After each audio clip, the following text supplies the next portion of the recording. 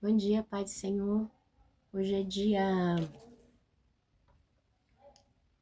24 de dezembro de 2024, véspera de Natal. Quem vos fala aqui é a missionária da Gira Urbano, né? Hoje estamos começando mais um momento de João 3,30, que ele cresça, que eu diminua. Que Deus abençoe, que vocês tenham um Natal abençoado em nome de Jesus. Hoje a gente está em Gênesis 14 e, como de costume, a gente vai estar orando e logo em seguida vamos passar para a preciosa palavra do Senhor, amém? Meu Deus, meu Pai, em nome de Jesus, nessa hora entra na tua santa palavra, pedindo perdão pelas minhas falhas, pelos meus pecados que são em número. Eu apresento o meu lar, a família, o ministério, o chamado, todos têm confiado na minha pessoa. Apresento também, meu Deus, a vida desse irmão, dessa irmã que vai estar do outro lado ouvindo a ministração dessa palavra. Que o Senhor possa estar indo de encontro, guardando, libertando, salvando, cortando o laço, quebrando o arco, desfazendo toda a obra das trevas. Em nome do Pai, do Filho e do Espírito Santo de Deus. Amém? A palavra do Senhor diz assim: Abraão socorre Ló. Naquela época, Arafel, rei de Sinear, Arioque, rei de Elazar, Quedorlaomó, rei de Elã, e Tidal, rei de Goim, foram à guerra contra Bera, rei de Sodoma, contra Birsa, rei de Gomorra, contra Sinape, rei de Adima, contra Semebe, rei de Zeboim, e contra o rei de Belã, que é Zoar.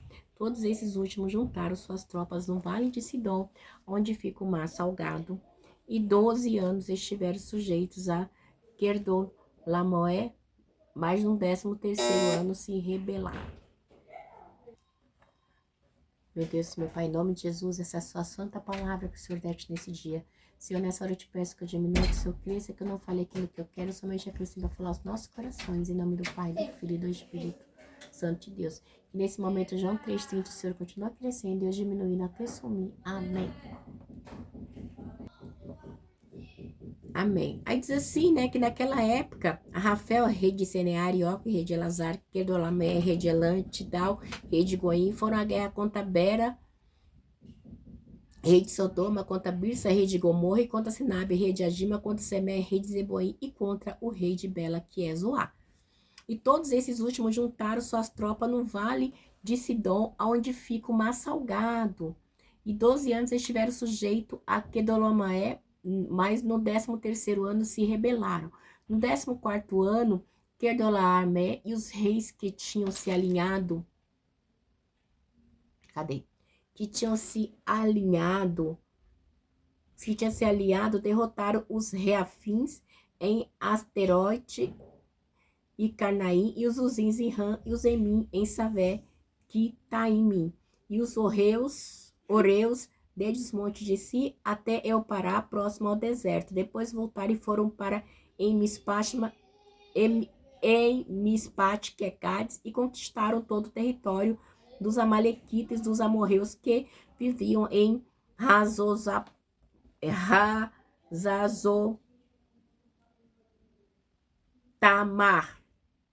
Meu Deus do céu. Os nomes difíceis. Então os reis de Sodoma, de Gomorra e de Admã, de Zeboim e de Belá, de Zoar, marcharam e tomaram posição de combate no vale de Sidim, contra Quedorlaomer, rei de Elã, e contra Tidá, rei de Gon, contra Arafel, rei de Sinear, e contra Arioque, rei de Elazar. E eram 4 reis contra 5. E detalhe, eram 4 reis contra 5. Ora, o vale de Sidim era cheio de poços de betume, e quando os reis de Sodoma e de Gomorra fugiram, alguns dos seus homens caíram nos poços, e os restantes escapou para os montes. Aí diz assim, aqui ó, eita, deixa eu pegar o verde, que os vencedores saquearam todos os bens de Sodoma e Gomorra e todos os seus mantimentos, e partiram. E levaram também Ló, o sobrinho de Abraão, e os bens que ele possuía, visto que morava em Sodoma. Olha só o que acontece com Ló, né? Depois de toda essa guerra, de todos esses anos, os vencedores, né, saquearam Sodoma e Gomorra, e quem vai junto? Ló. Por causa do quê? Da sua escolha, né? Ló, Aramanassude Comanai, teve uma escolha que ele olhou para onde? Para as campinas, né? Então, e não haja desavença entre... A gente vai... Eu vou voltar lá no 12 para vocês verem. Aí está a terra inteira antes de você. Vamos separar. Se você for para a esquerda, irei para a direita. Se você for para a direita, irei para a esquerda. Foi Abraão falando com Ló, né? No capítulo 13. E a gente vê que Ló escolheu todo o Vale do Jordão e partiu em direção ao leste, e assim os dois se partiram, tá bom? E esse lado aqui, ora, os homens, e ele foi para onde? Para o lado de Sodoma, tá? Foi Ló que escolheu, né? Então, Ló, ele fez a escolha dele, tá? No 13, versículo 11 ao 13. Então, foi Ló que escolheu. Então, quando Ló escolheu, né? Ele já sabia, né? Provavelmente como é que era o povo de Sodoma. E a sua escolha resultou escolha errada. Porque ele olhou pelos olhos, então resultou nessa situação todinha, né? Por quê? Porque Ló, Aramanassuda e Comanai, ele olhou para a visão material, não teve uma visão espiritual, né? Deus, ele quer que venhamos ter uma visão espiritual, tá bom? Das coisas. Deus, ele não quer que a gente venha olhar pela carne, mas que a gente venha olhar pelos olhos espirituais de Deus, né?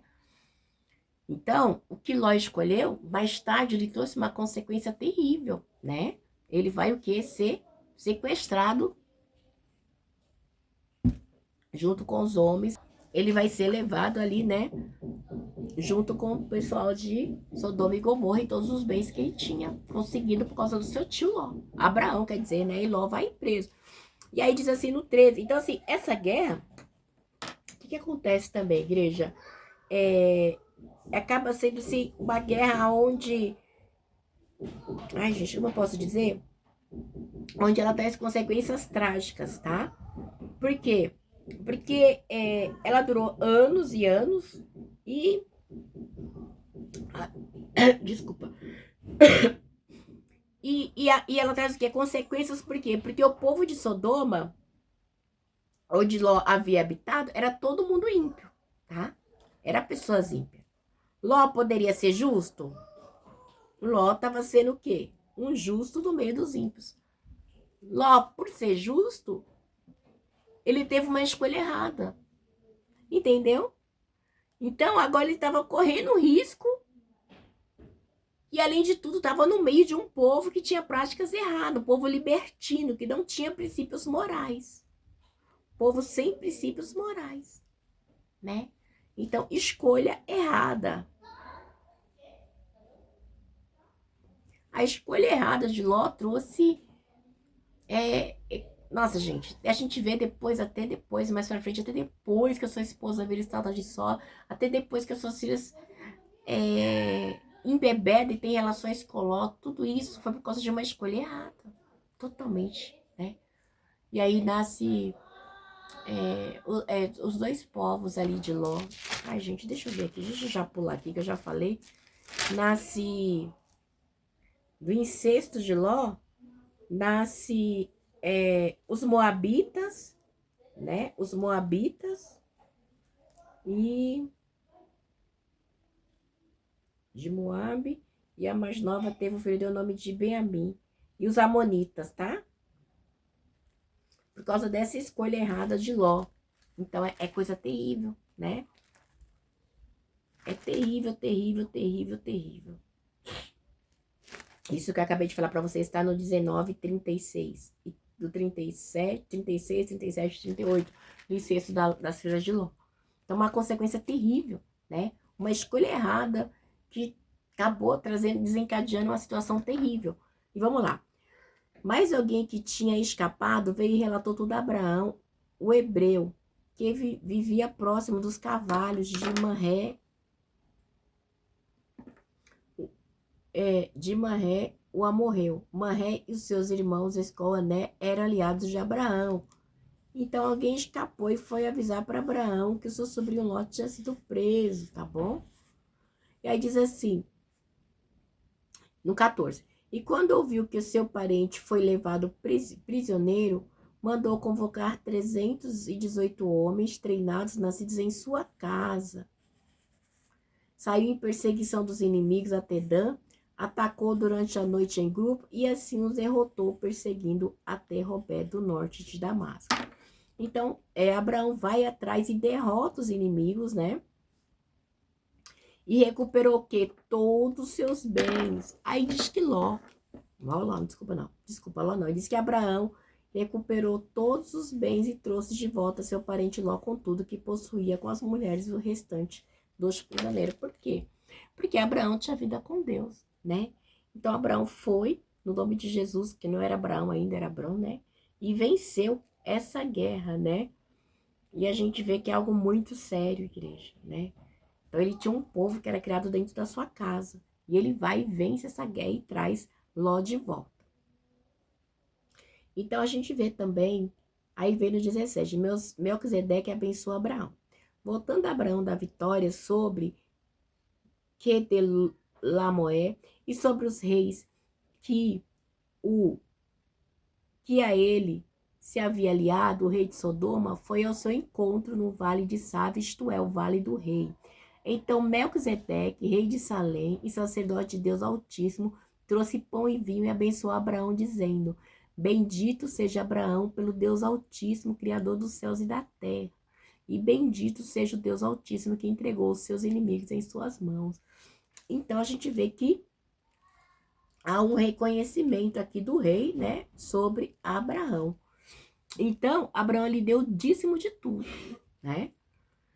Então, ele diz assim no 21, o rei de Sodoma disse a Abraão, dê-me as pessoas e pode ficar com os bens.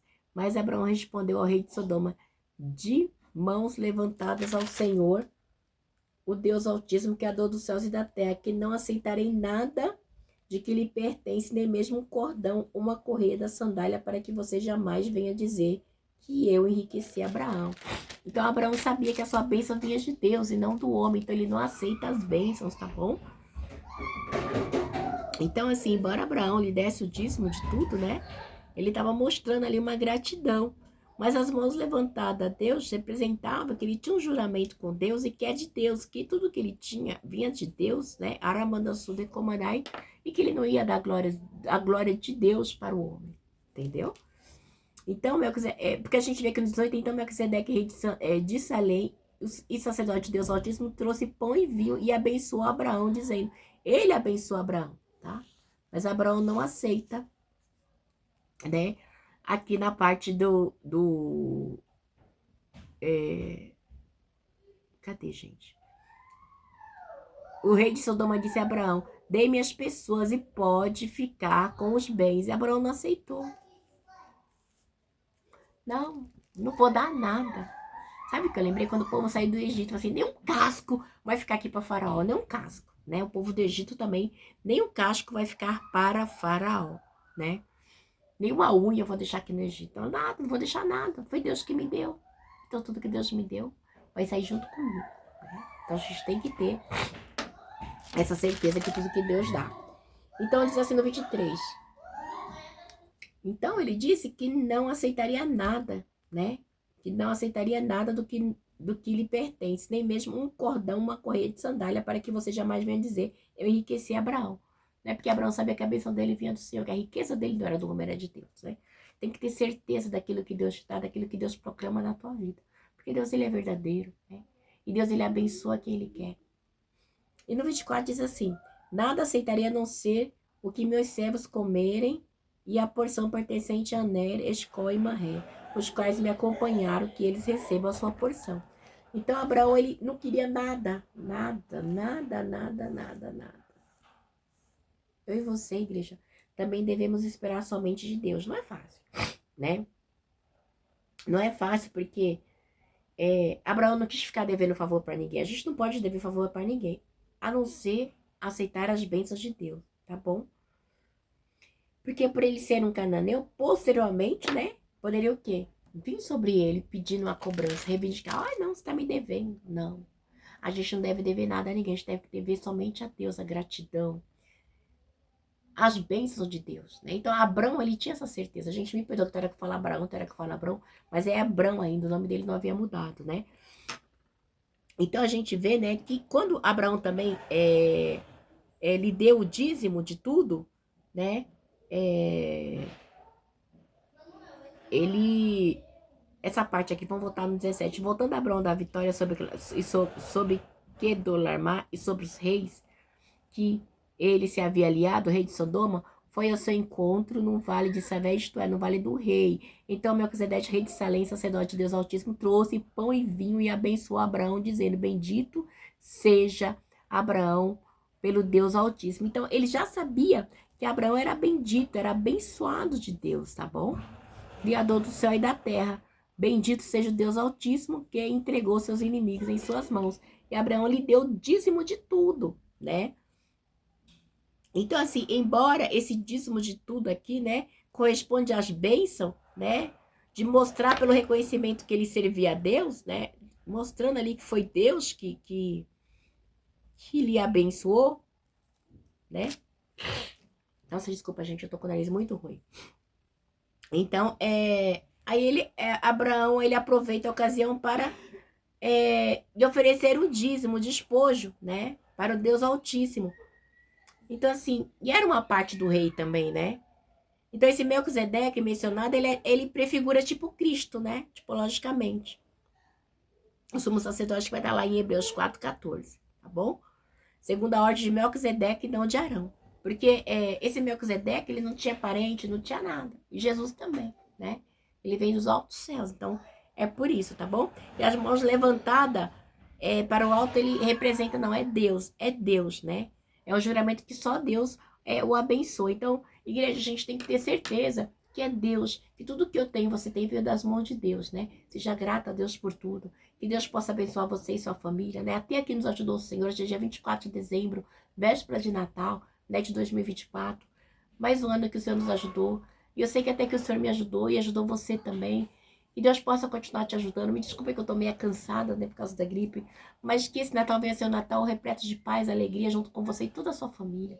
De paz, tá? Que Deus abençoe vocês grandemente em nome de Jesus. Ficam na paz. Que essa palavra possa falar melhor aos vossos corações, tá? Jesus, ele está vivo. Ao terceiro dia ele ressuscitou. Amém? Fica na paz.